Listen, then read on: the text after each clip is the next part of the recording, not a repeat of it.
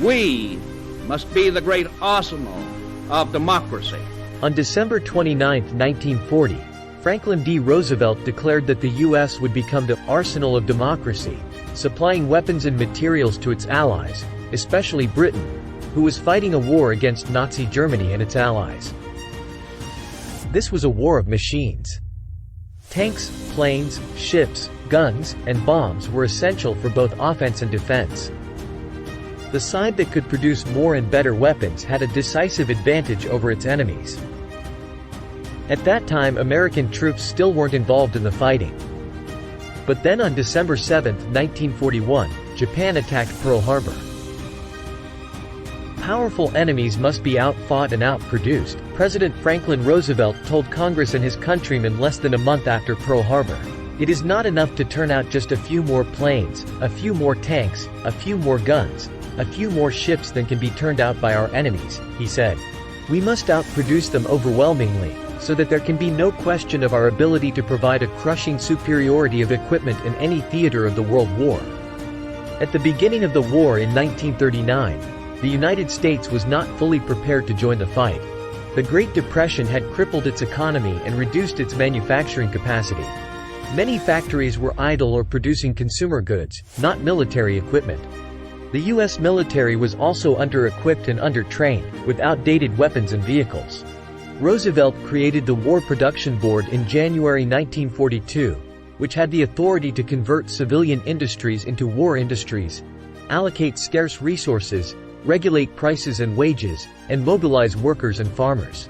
The War Production Board also coordinated with other agencies, such as the Office of War Mobilization, the War Manpower Commission, and the Office of Price Administration.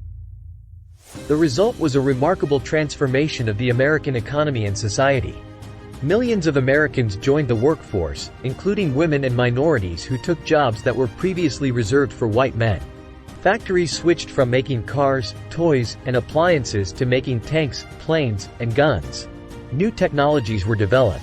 Rationing and recycling were enforced to save materials for war production. And patriotism and propaganda were used to boost morale and support for the war effort. The numbers speak for themselves. Between 1940 and 1945, the U.S. produced more than 300,000 planes, more than 100,000 tanks, more than 40 billion bullets, and more than 10 million tons of bombs. The U.S. also built almost 9,000 naval ships, not including landing vessels, which was more than 3 times the amount of all other countries combined. American industry provided almost 2/3 of all Allied military equipment during the war. By 1944, the U.S. was producing almost as much war material as all of its allies and enemies combined. American industrial production doubled in size during this period. By the end of the war, more than half of all industrial production in the world would take place in the United States. This massive industrial output gave the U.S. and its allies a decisive edge over their enemies. The U.S. was able to equip its own forces with superior weapons and vehicles, as well as provide vital aid to its allies who were fighting on multiple fronts. The U.S. also had a strategic advantage of being far away from the main theaters of war in Europe and Asia, which meant that its factories were safe from enemy bombing raids. The U.S. industrial might also enabled it to launch major offensives against its enemies, such as Operation Torch in North Africa in 1942, Operation Overlord in Normandy in 1944, Operation Dragoon in southern France in 1944, Operation Detachment in Iwo Jima in 1945, and Operation Iceberg in Okinawa in 1945. These operations required huge amounts of men and material to succeed. The U.S. industrial output also had a lasting impact on the post-war world. The U.S. emerged from World War II as the most powerful nation in the world, both economically and militarily. It also became a leader of the free world, forming alliances such as NATO and supporting democracy around the world. The U.S. also experienced a post-war boom that raised its standard of living and created a consumer culture that influenced other countries. Thank you for watching this video.